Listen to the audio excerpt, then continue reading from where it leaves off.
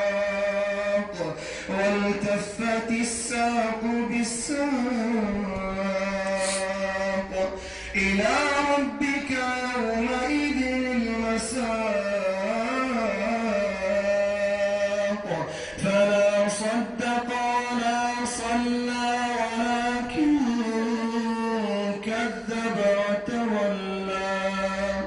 ثم ذهب إلى أهله يتمطى أولى لك فأولى ثم أولى لك فأولى